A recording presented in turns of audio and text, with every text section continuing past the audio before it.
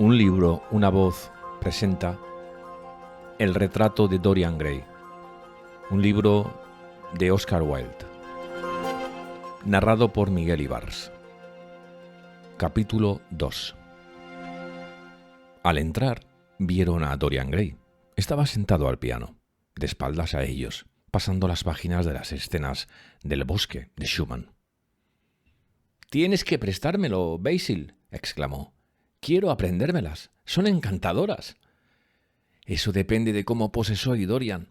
«Estoy cansado de posar y no quiero un retrato de cuerpo entero», respondió el muchacho, volviéndose sobre el taburete del piano con un gesto caprichoso y malhumorado. Al ver a Lord Henry, se le colorearon las mejillas por un momento y procedió a levantarse. «Perdóname, Basil, pero no sabía que estuvieras acompañado». «Te presento a Lord Henry Wotton, Dorian, un viejo amigo mío de Oxford. Le estaba diciendo que eres un modelo muy disciplinado y acabas de echarlo todo a perder». «Excepto el placer de conocerlo a usted, señor Gray», dijo Lord Henry, dando un paso al frente y extendiendo la mano. «Mi tía me ha hablado a menudo de usted, es uno de sus preferidos y, mucho me temo, también una de sus víctimas». «En el momento actual estoy en la lista negra de Lady Agatha», respondió Dorian con una divertida expresión de remordimiento. «Prometí ir con ella al martes a un club de Whitechapel y lo olvidé por completo. Íbamos a tocar juntos un dúo. Más bien tres, según creo. No sé qué dirá. Me da miedo ir a visitarla». «Yo me encargo de reconciliarlo con ella. Siente verdadera devoción por usted y no creo que importara que no fuese. El público pensó probablemente que era un dúo. Cuando tía Agatha se sienta al piano hace ruido suficiente por dos personas». «Eso es una insidia contra ella y tampoco me deja a mí en muy buen lugar», respondió Dorian riendo. Lord Henry se lo quedó mirando. Sí, no había la menor duda de que era extraordinariamente bien parecido, con labios muy rojos debidamente arqueados, ojos azules llenos de franqueza, rubios cabellos rizados. Había algo en su rostro que inspiraba inmediata confianza. Estaba allí presente todo el candor de la juventud, así como toda su pureza apasionada. Se sentía que aquel adolescente no se había dejado manchar por el mundo. No era de extrañar que Basil Hallward sintiera veneración por él. «Sin duda, es usted demasiado encantador para dedicarse a la filantropía, señor Gray». Lord Henry se dejó caer en el diván y abrió la pitillera. El pintor había estado ocupado mezclando colores y preparando los pinceles. Parecía preocupado y, al oír la última observación de Lord Henry, lo miró, vaciló un instante y luego dijo: «Harry, quiero terminar hoy este retrato. ¿Me juzgarás terriblemente descortés si te pido que te vayas?» Lord Henry sonrió y miró a Dorian Gray. «¿Tengo que marcharme, señor Gray?», preguntó. «No, por favor, Lord Henry. Ya veo que Basil está hoy de mal humor y no lo soporto cuando se enfurruña. Además, quiero que me explique por qué no debo dedicarme a la filantropía». «No estoy seguro de que deba decírselo, señor Gray. Se trata de un asunto tan tedioso que habría que hablar en serio de ello. Pero, desde luego, no saldré corriendo después de haberme dicho usted que me quede. No te importa demasiado, ¿verdad, Basil? Me has dicho muchas veces que te gusta que tus hermanas tengan a alguien con quien charlar». Hallward se mordió los labios. «Si Dorian lo desea, claro que te puedes quedar. Los caprichos de Dorian son leyes para todo el mundo, excepto para él». Lord Henry recogió su sombrero y sus guantes. «Eres muy insistente, Basil, pero desgraciadamente debo irme. Prometí reunirme con una persona en el Orleans. Hasta la vista, señor Gray. Venga a verme alguna tarde a Curzon Street. Casi siempre estoy en casa a las 5. Escríbame cuando decida ir. Sentiría mucho perderme su visita». «Basil», exclamó Dorian Gray, «si Lord Henry Wotton se marcha, me iré yo también. Nunca despegas los labios cuando pintas y es muy aburrido estar de pie en un estrado y tratar de parecer contento. Pídele que se quede, insisto». «Quédate, Harry, para complacer a Dorian y para complacerme a mí», dijo Hallward sin apartar los ojos del cuadro. «Es muy cierto que nunca hablo cuando estoy trabajando y tampoco escucho, lo que debe de ser increíblemente tedioso para mis pobres modelos.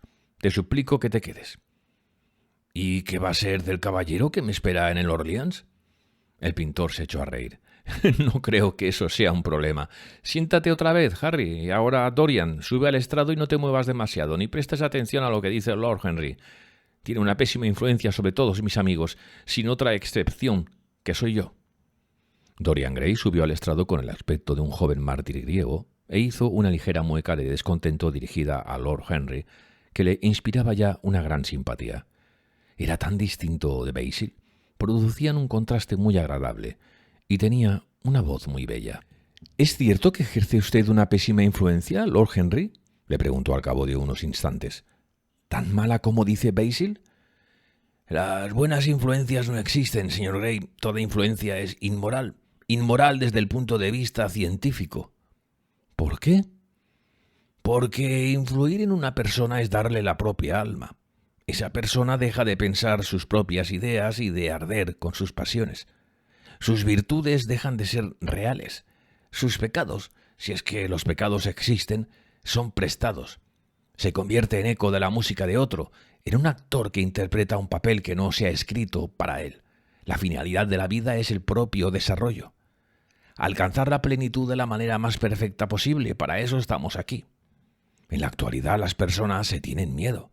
Han olvidado el mayor de todos los deberes, lo que cada uno se debe a sí mismo. Son caritativos, por supuesto. Dan de comer al hambriento y visten al desnudo, pero sus almas pasan hambre y ellos mismos están desnudos. Nuestra raza ha dejado de tener valor, quizá no la haya tenido nunca. El miedo a la sociedad, que es la base de la moral. El miedo a Dios, que es el secreto de la religión. Esas son las dos cosas que nos gobiernan. Y, sin embargo... «Vuelve la cabeza un poquito más hacia la derecha, Dorian, como un buen chico», dijo el pintor, enfrascado en su trabajo, solo consciente de que en el rostro del muchacho había aparecido una expresión completamente nueva. «Y, sin embargo», continuó Lord Henry con su voz grave y musical, y con el peculiar movimiento de la mano que le era tan característico y que ya lo distinguía incluso en los días de Eton, «creo que si un hombre viviera su vida de manera total y completa, si diera forma a todo sentimiento, expresión a todo pensamiento, realidad a todo sueño, creo que el mundo recibiría tal empujón de alegría que olvidaríamos todas las enfermedades del medievalismo y regresaríamos al ideal heleno, puede que incluso algo más delicado, más rico que el ideal heleno. Pero hasta el más valiente de nosotros tiene miedo de sí mismo. La mutilación del salvaje encuentra su trágica supervivencia en la autorrenuncia que desfigura nuestra vida. Se nos castiga por nuestras negativas. Todos los impulsos que nos esforzamos por estrangular se multiplican en la mente y nos envenenan. Que el cuerpo peque una vez y se habrá librado de su pecado, porque la acción es un modo de purificación. Después no queda nada, excepto el recuerdo de un placer o la voluptuosidad de un remordimiento. La única manera de librarse de la tentación es ceder ante ella. Si se resiste, el alma enferma, anhelando lo que ella misma se ha prohibido, deseando lo que sus leyes monstruosas han hecho monstruoso e ilegal. Se ha dicho que los grandes acontecimientos del mundo suceden en el cerebro. Están bien en el cerebro y solo en el cerebro donde se cometen los grandes pecados. Usted, señor Gray, usted mismo, todavía, con las rosas rojas de la juventud y las blancas de la infancia, ha tenido pasiones que le han hecho asustarse, pensamientos que le han llenado de terror, sueños y momentos de vigilia cuyo simple recuerdo puede teñirle las mejillas de vergüenza. «Basta», balbuceó Dorian Gray. «Basta. Me desconcierta usted. No sé qué decir. Hay una manera de responderle, pero no la encuentro. No hable. Déjeme pensar. O, más bien, deje que trate de pensar». Durante cerca de 10 minutos siguió allí, inmóvil, los labios abiertos y un brillo extraño en la mirada. Era vagamente consciente de que influencias completamente nuevas actuaban en su interior, aunque, le parecía a él, procedían en realidad de sí mismo. Las pocas palabras que el amigo de Basil le había dicho, palabras lanzadas al azar, sin duda, y caprichosamente paradójicas, habían tocado alguna cuerda secreta, nunca pulsada anteriormente, pero que sentía ahora vibrar y palpitar con peculiares estremecimientos. La música le afectaba de la misma manera. La música le había conmovido muchas veces, pero la música no era directamente inteligible. No era un mundo nuevo, sino más bien otro caos creado en nosotros. Palabras, simples palabras, qué terribles eran, qué claras y qué agudas y crueles. No era posible escapar. Y, sin embargo, qué magia tan sutil había en ellas. Parecían tener la virtud de dar una forma plástica a cosas informes y poseer una música propia tan dulce como la de una viola o de un laúd. Simples palabras. ¿Había algo tan real como las palabras? Sí, hubo cosas en su infancia que nunca entendió, pero que ahora entendía. La vida, de repente, adquirió a sus ojos un color rojo encendido. Le pareció que había estado caminando sobre fuego. ¿Por qué no lo había sabido antes? Con una sonrisa sutil, Lord Henry lo observaba. Sabía cuál era el momento psicológico en el que no había que decir nada. Estaba sumamente interesado. Sorprendido de la impresión producida por sus palabras y, al recordar un libro que había leído a los 16 años, un libro que le reveló muchas cosas que antes no sabía, se preguntó si Dorian Gray estaba teniendo una experiencia similar. Él no había hecho más que lanzar una flecha al aire. ¿Había dado en el blanco? Qué fascinante era aquel muchacho. Hallward pintaba sin descanso con aquellas maravillosas y audaces pinceladas suyas que tenían el verdadero refinamiento y la perfecta delicadeza que, al menos en el arte, proceden únicamente de la fuerza. No había advertido el silencio. «Basil, me canso de estar de pie», exclamó Gray de repente. «Quiero salir al jardín y sentarme. Aquí el aire es asfixiante». «Tendrás que perdonarme. Cuando pinto me olvido de todo lo demás, pero nunca habías posado mejor. Has estado completamente inmóvil y he captado el efecto que quería, los labios entreabiertos y el brillo en los ojos. No sé qué te habrá dicho Harry, pero conseguir esta expresión maravillosa... Imagino que te halagaba la vanidad. No debes creer una sola palabra de lo que diga». «Desde luego no me halagaba la vanidad. Tal vez por eso no he creído nada de lo que me ha dicho». «Reconozca que se lo ha creído todo», dijo Lord Henry lanzándole una mirada soñadora y lánguida. «Saldré al jardín con usted. Hace un calor horrible en el estudio. Basil, ofrécenos algo helado para beber, algo que tenga fresas». «Por supuesto, Harry. Basta con que llames. En cuanto venga Parker le diré lo que quieres. He de trabajar el fondo. Me reuniré después con vosotros. No retengas demasiado tiempo a Dorian. Nunca me he sentido tan en forma para pintar como hoy. Va a ser mi obra maestra». «Ya lo es, tal como está ahora». Lord Henry salió al jardín y encontró a Dorian Gray con el rostro hundido en las grandes flores del lilo, bebiendo febrilmente su perfume fresco como si se tratase de vino. Se le acercó y le puso una mano en el hombro. «Está usted en lo cierto al hacer eso», murmuró. «Nada, excepto los sentidos, puede curar el alma, como tampoco nada, excepto el alma, puede curar los sentidos». El muchacho se sobresaltó, apartándose. Llevaba la cabeza descubierta y las hojas del arbusto le habían despeinado, enredando las hebras doradas. Había miedo en sus ojos, como sucede cuando se despierta a alguien de repente. Le vibraron las aletas de la nariz y algún nervio escondido agitó el rojo de sus labios, haciéndolos temblar. «Sí», prosiguió Lord Henry, «ese es uno de los grandes secretos de la vida. Curar el alma por medio de los sentidos, y los sentidos con el alma. Usted es una criatura asombrosa. Sabe más de lo que cree saber, pero menos de lo que quiere». Dorian Gray frunció el ceño y apartó la cabeza.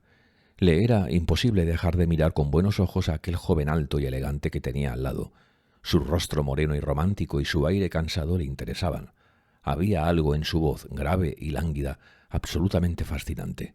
Sus manos blancas, tranquilas, que tenían incluso algo de flores, poseían un curioso encanto. Se movían, cuando Lord Henry hablaba, de manera musical, y parecían poseer un lenguaje propio. Pero Lord Henry le asustaba y se avergonzaba de sentir miedo. ¿Cómo era que un extraño le había hecho descubrirse a sí mismo? Conocía a Hallward desde hacía meses, pero la amistad entre ambos no lo había cambiado. De repente, sin embargo, se había cruzado con alguien que parecía descubrirle el misterio de la existencia. Aunque, de todos modos, ¿qué motivo había para sentir miedo? Él no era un colegial ni una muchachita. Era absurdo asustarse. «Sentémonos a la sombra», dijo Lord Henry. «Parker nos ha traído las bebidas, y si se queda usted más tiempo bajo este sol de justicia se lo echará a perder la tez, y Basil nunca lo volverá a retratar. No debe permitir que el sol lo queme. Sería muy poco favorecedor». ¿Qué importancia tiene eso?, exclamó Dorian Gray riendo mientras se sentaba en un banco al fondo del jardín. Toda la importancia del mundo, señor Gray. ¿Por qué? Porque posee usted la más maravillosa juventud, y la juventud es lo más precioso que se puede poseer. No lo siento yo así, Lord Henry. No, no lo siente ahora, pero algún día, cuando sea viejo y feo y esté lleno de arrugas, cuando los pensamientos le hayan marcado la frente con sus pliegues y la pasión le haya quemado los labios con sus odiosas brasas, lo sentirá, y lo sentirá terriblemente. Ahora, donde quiera que vaya, seduce a todo el mundo. ¿Será siempre así? Posee usted un rostro extraordinariamente agraciado, señor Gray. No frunza el ceño, es cierto. Y la belleza es una manifestación de genio. Está incluso por encima del genio, puesto que no necesita explicación. Es uno de los grandes dones de la naturaleza, como la luz del sol, o la primavera, o el reflejo en aguas oscuras de esa concha de plata a la que llamamos luna. No admite discusión. Tiene un derecho divino de soberanía. Convierte en príncipes a quienes la poseen. ¿Se sonríe? Cuando la haya perdido no sonreirá. La gente dice a veces que la belleza es solo superficial. Tal vez. Pero, al menos, no es tan superficial como el pensamiento. Para mí la belleza es la maravilla de las maravillas. Tan solo las personas superficiales no juzgan por las apariencias. El verdadero misterio del mundo es lo visible, no lo que no se ve. Sí, señor Gray, los dioses han sido buenos con usted. Pero lo que los dioses dan, también lo quitan, y muy pronto. Solo dispone de unos pocos años en los que vivir de verdad, perfectamente y con plenitud. Cuando se le acabe la juventud desaparecerá la belleza y entonces descubrirá de repente que ya no le quedan más triunfos, o habrá de contentarse con unos triunfos insignificantes que el recuerdo de su pasado esplendor hará más amargos que las derrotas. Cada mes que expira lo acerca un poco más a algo terrible. El tiempo tiene celos de usted y lucha contra sus lirios y sus rosas. Se volverá cetrino, se le hundirán las mejillas y sus ojos perderán el brillo. Sufrirá horriblemente. Disfrute plenamente de la juventud mientras la posee. No despilfarre el oro de sus días escuchando a gente aburrida, tratando de redimir a los fracasados sin esperanza, ni entregando su vida a los ignorantes, los anodinos y los vulgares. Esos son los objetivos enfermizos, las falsas ideas de nuestra época. ¡Viva!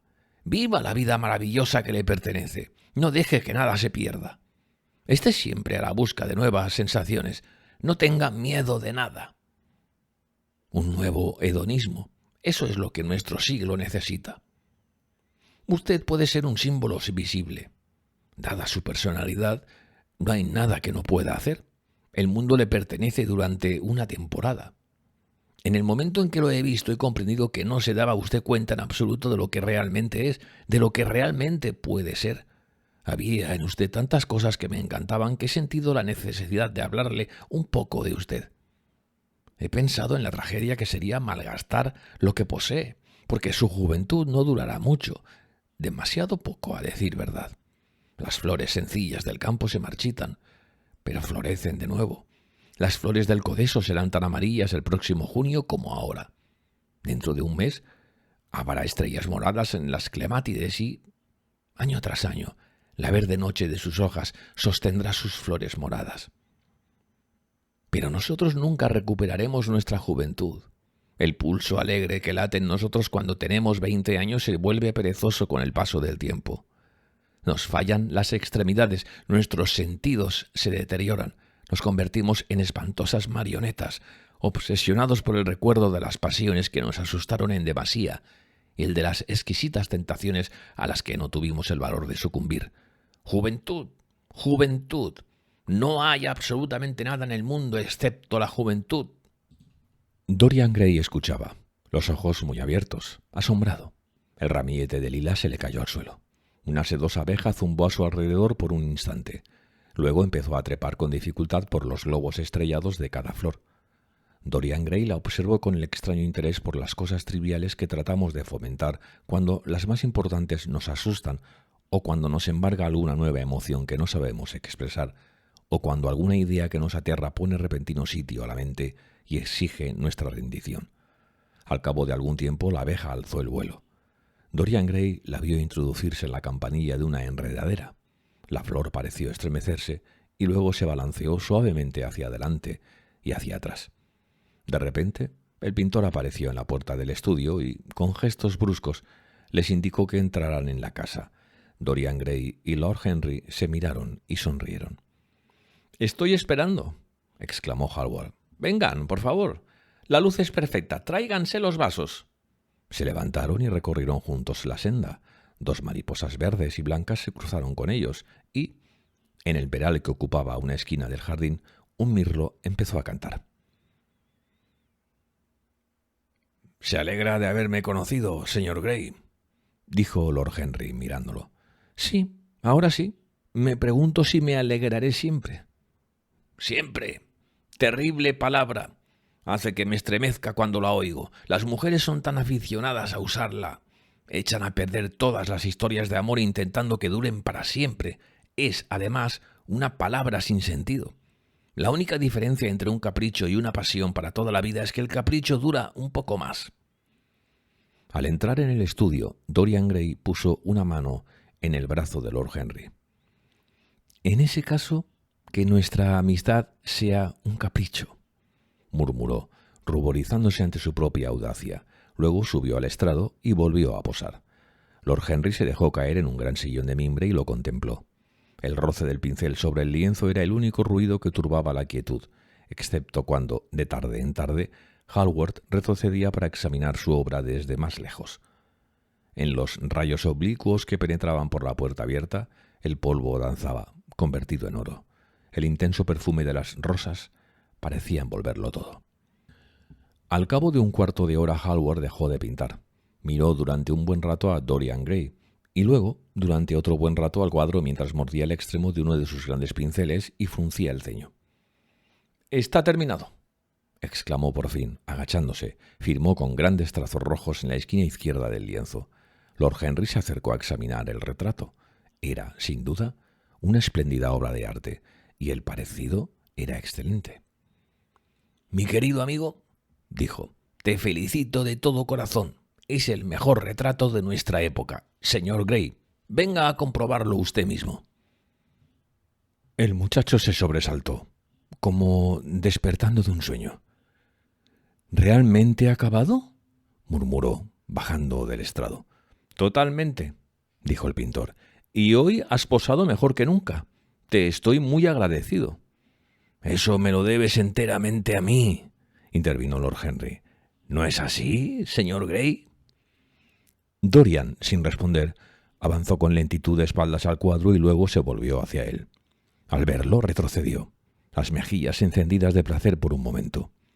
Un brillo de alegría se le encendió en los ojos, como si se reconociese por vez primera.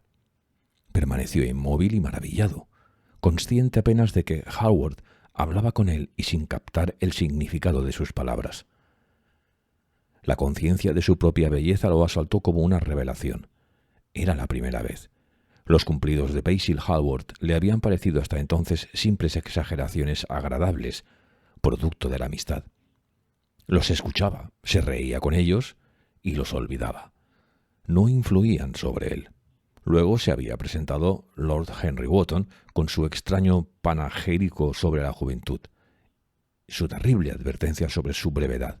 Aquello le había conmovido y ahora, mientras miraba fijamente la imagen de su belleza, con una claridad fulgurante captó toda la verdad. Sí, en un día no muy lejano su rostro se arrugaría y marchitaría, sus ojos perderían color y brillo. La armonía de su figura se quebraría. Desaparecería el rojo escarlata de sus labios y el oro de sus cabellos. La vida que había de formarle el alma le deformaría el cuerpo.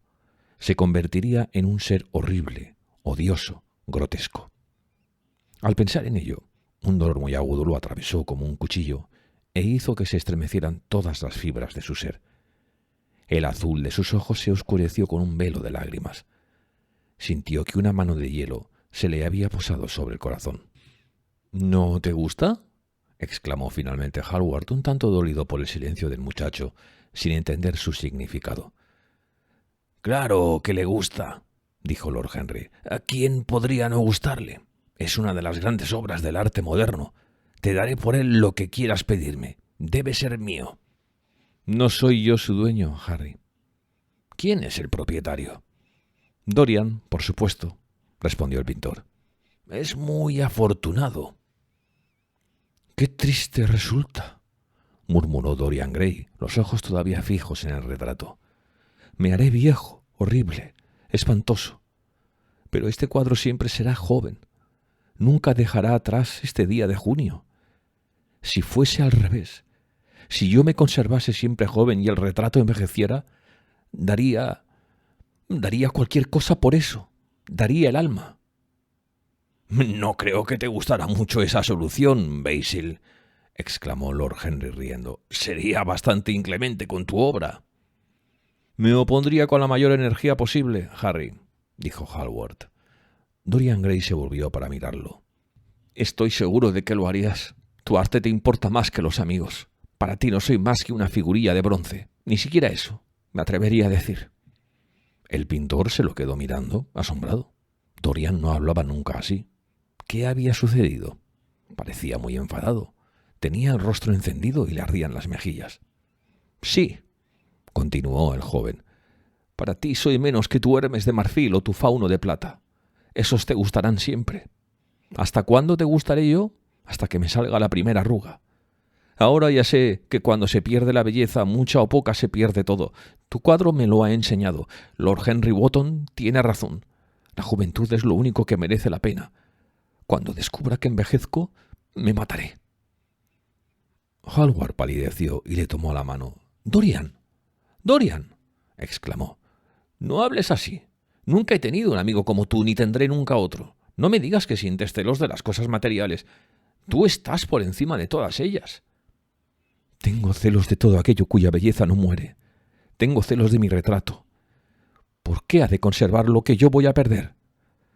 Cada momento que pasa me quita algo para dárselo a él. Ah, si fuese al revés, si el cuadro pudiera cambiar y ser yo siempre como ahora. ¿Para qué lo has pintado? Se burlará de mí algún día, se burlará despiadadamente». Los ojos se le llenaron de lágrimas ardientes. Retiró bruscamente la mano y, arrojándose sobre el diván, enterró el rostro entre los cojines, como si estuviera rezando. «Esto es obra tuya, Harry», dijo el pintor con amargura. Lord Henry se encogió de hombros.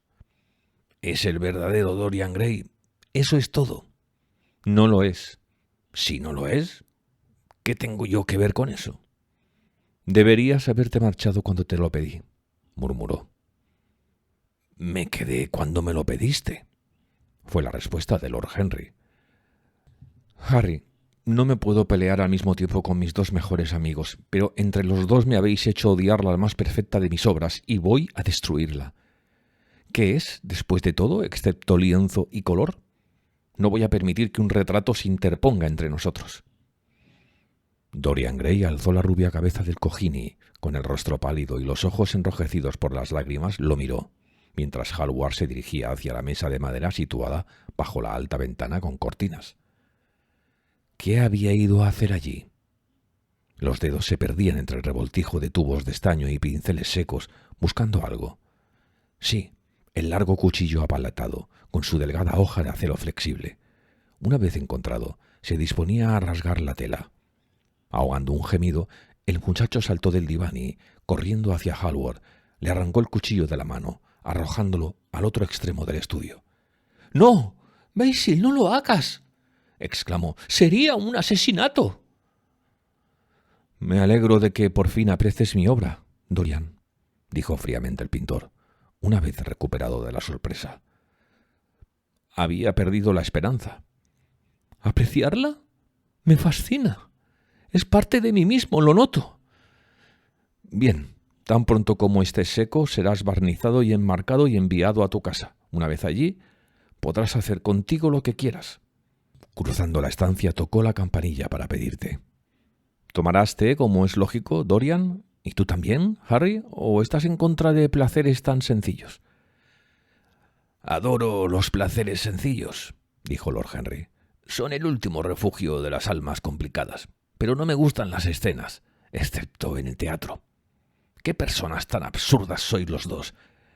Me pregunto quién definió al hombre como animal racional. Fue la definición más prematura que se ha dado nunca. El hombre es muchas cosas, pero no racional, y me alegro de ello después de todo, aunque me gustaría que no os pelearais por el cuadro. Será mucho mejor que me lo des a mí, Basil. Este pobre chico no lo quiere en realidad, y yo, en cambio, sí. Si se lo das a otra persona, no te lo perdonaré nunca, exclamó Dorian Gray, y no permito que nadie me llame pobre chico. Ya sabes que el cuadro es tuyo, Dorian, te lo di antes de que existiera. Y también sabe usted, señor Gray, que se ha dejado llevar por los sentimientos y que, en realidad, no le parece mal que se le recuerde cuán joven es. Me hubiera parecido francamente mal esta mañana, Lord Henry. Ah, esta mañana. ¿Ha vivido usted mucho desde entonces? Se oyó llamar a la puerta. Entró el mayordomo con la bandeja del té y la colocó sobre una mesita japonesa. Se oyó un tintineo de tazas y platillos y el silbido de una tetera georgiana. Entró un paje llevando 2 fuentes con forma de globo. Dorian Gray se acercó a la mesa y sirvió el té. Los otros 2 se acercaron lánguidamente y examinaron lo que había bajo las tapaderas. «Vayamos esta noche al teatro», propuso Lord Henry. «Habrá algo que ver en algún sitio. He quedado para cenar en White's, pero solo se trata de un viejo amigo, de manera que le puedo mandar un telegrama diciendo que estoy enfermo o que no puedo ir en razón de un compromiso ulterior. Creo que sería una excusa bastante simpática, ya que contaría con la sorpresa de la sinceridad». «¿Es tan aburrido ponerse de etiqueta?», murmuró Hallward. «Y cuando ya lo has hecho, ¿se tiene un aspecto tan horroroso?» «Sí», respondió Lord Henry distraídamente. «La ropa del siglo XIX es detestable, tan sombría, tan deprimente. El pecado es el único elemento de color que queda en la vida moderna». «No deberías decir cosas como esa delante de Dorian, Harry». «¿Delante de qué, Dorian? ¿El que nos está sirviendo el té o el del cuadro?» «De ninguno de los dos». «Me gustaría ir al teatro con usted, Lord Henry», dijo el muchacho. «Venga, entonces. ¿Y tú también, Basil?» «La verdad es que no puedo. Será mejor que no. Tengo muchísimo trabajo». «Bien. En ese caso iremos usted y yo, señor Gray». «Encantado».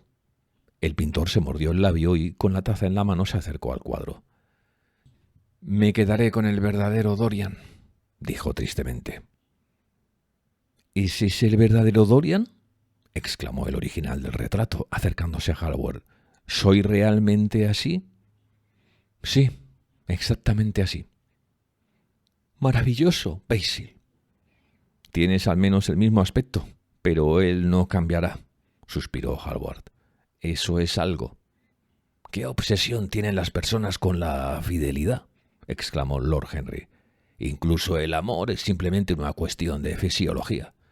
No tiene nada que ver con la voluntad. Los jóvenes quieren ser fieles y no lo son. Los viejos quieren ser infieles y no pueden. Eso es todo lo que cabe decir».